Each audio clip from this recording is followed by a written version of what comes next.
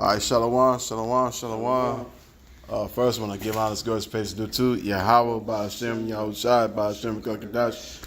Double honors Pasanel, this is a great millstone, a piece of Akim that's doing this work on the four corners of earth. I'm Brother Wild from GMS Detroit Camps. I'm Einar from GMS Detroit. And you go ahead. This is copyright disclaimer under Section 107 of the Copyright Act of 1976. Allowance is made for fair use for purposes such as criticism, comment, news reporting, teaching, scholarship, education, and research. Fair use is a use permitted by copyright statute that might otherwise be infringing. We're not trying to make money off of this video. We're using this video that we're going to use as an educational tool.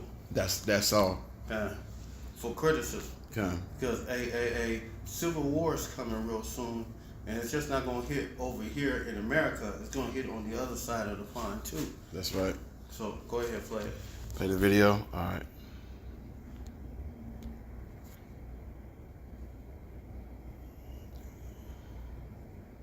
400 years since Britain had a civil war. The idea of one today might seem unthinkable and impossible.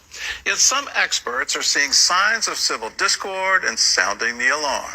They believe the nation is about to explode from within. Dale Hurd reports from London. Great Britain looks like a nation where life is functioning normally.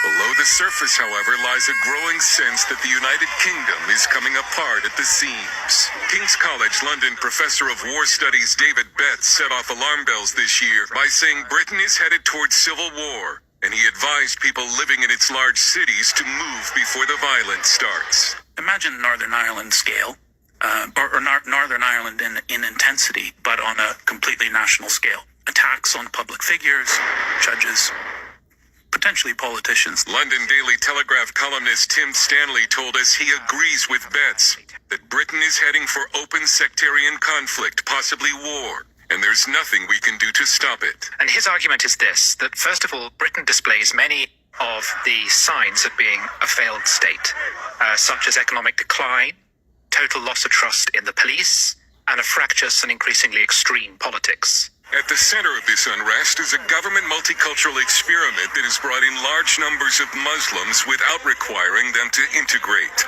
More continue to arrive daily.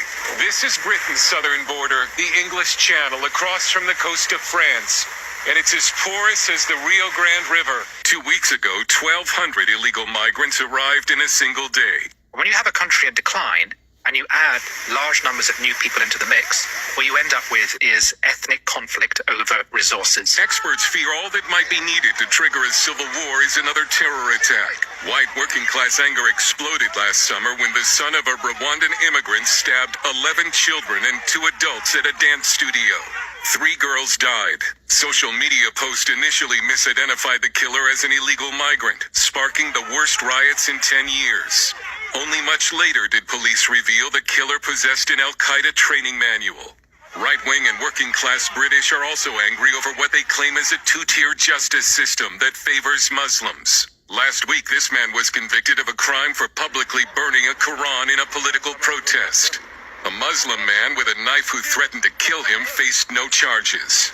Lucy Connolly, a 41-year-old mother, is serving 31 months in prison for a tweet appearing to encourage violence against illegal migrants after the murders of those 3 girls in Southport. She got more jail time than some of the members of this Pakistani sex grooming gang, convicted for child prostitution and having sex with a minor. Add to this rising crime, Orwellian state censorship, and economic decline in many areas. Academic and news commentator Matt Goodwin. I think there is a widespread consensus in the country that Britain is a nation in decline, economically, demographically, and culturally. There are areas that are just as poor as Eastern Europe, as parts of the developing world, in Northern England, in some of our coastal towns. The perception is, among the white working class, that the state actively prefers ethnic minorities.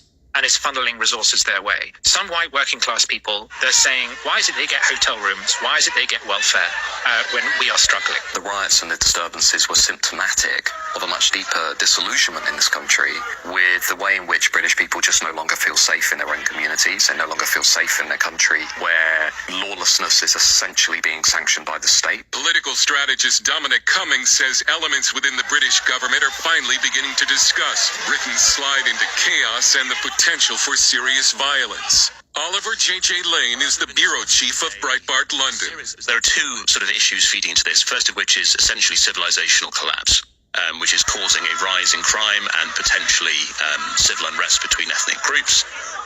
And then on the other hand, you have government incompetence and policing incompetence.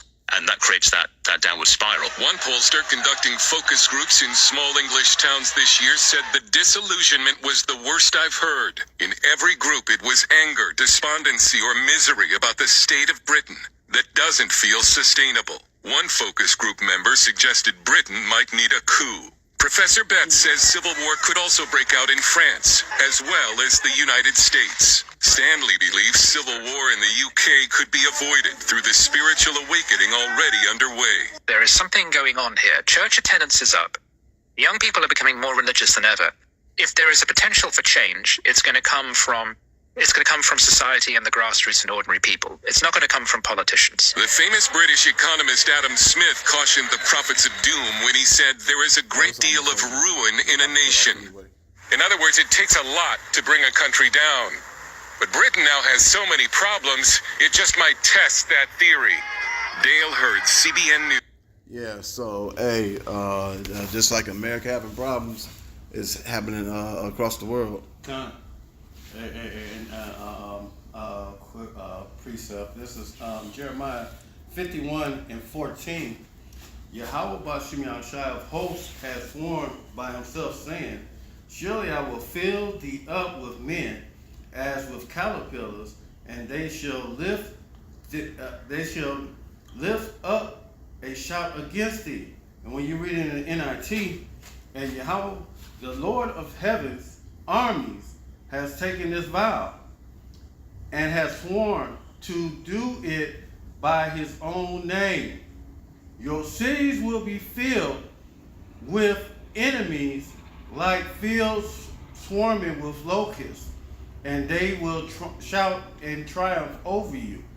And just like how they was bringing people over here in America, it's happening over there and over there on the other side of the pond. You know, the article said, it's happening in England and over there in France. You know? But what was also stirring up these Edomites is they're losing their rights. God. And the what's his name, King Charles, he said something about assalamu alaikum to them Ishmaelites, and I know them Edomites was pissed off about that he sold out. Another quick precept. This is 2nd Ezra 15:14.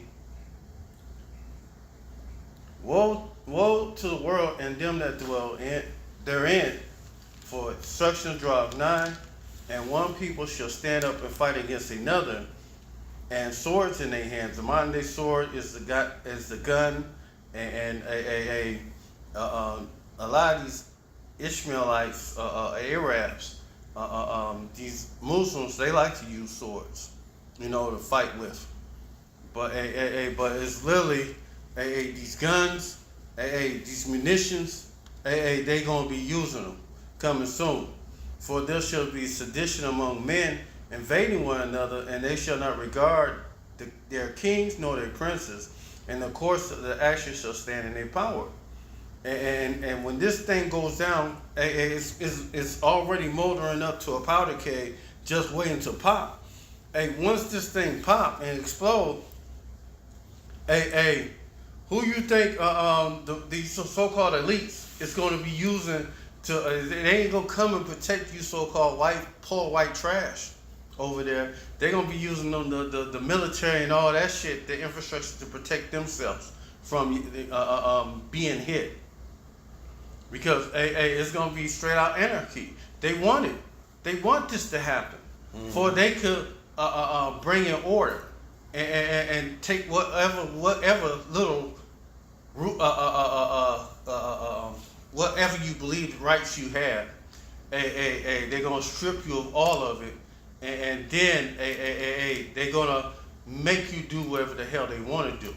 It's called order out of chaos. You know, they want the chaos. A man shall desire to go in the city and shall not be able, for because of their pride, the city shall be troubled, and the houses shall be destroyed, and men shall be afraid. A man shall have no pity upon his neighbor, but shall destroy their houses with the sword and spoil their goods, because of lack of bread and for the great tribulation. Famine is coming also. You know? Let's just get the beginning of it. Yep. Mm-hmm.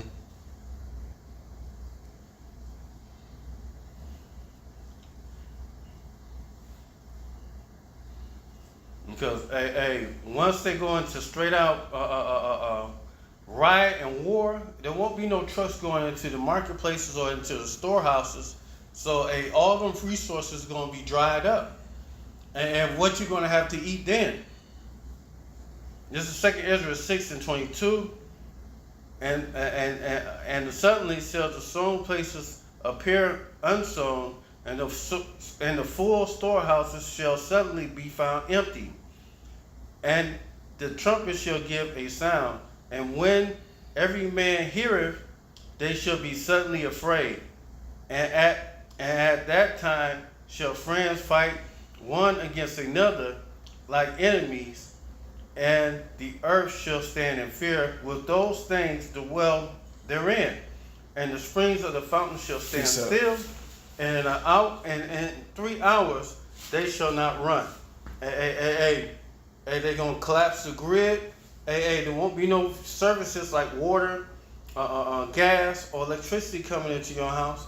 So you won't be able to, if you have food in your house, it's gonna spoil unless you use it, especially if it's meat and produce. So a famine is coming and great destruction. Go ahead. Yeah.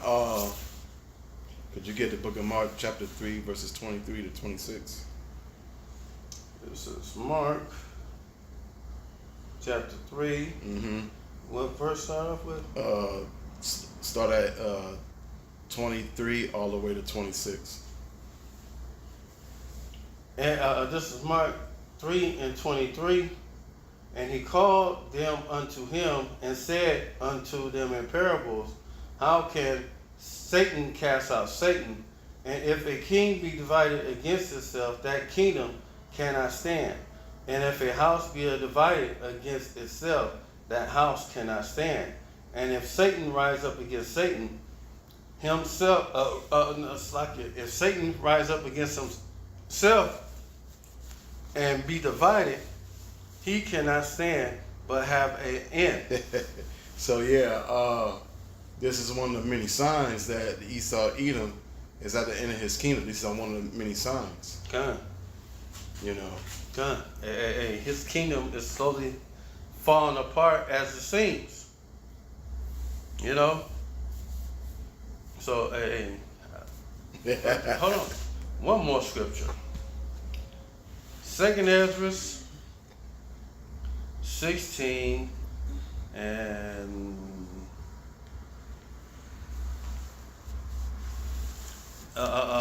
70. For there shall be in every place and in the next cities a great insurrection upon those that fear Yahweh Ba'ashim Yahushai, and they shall be like man, sparing none, but still spoiling and destroying those that fear Yahweh Ba'ashim Yahushai. For they shall waste and take away their goods and cast them out of their houses. And this is what's coming next.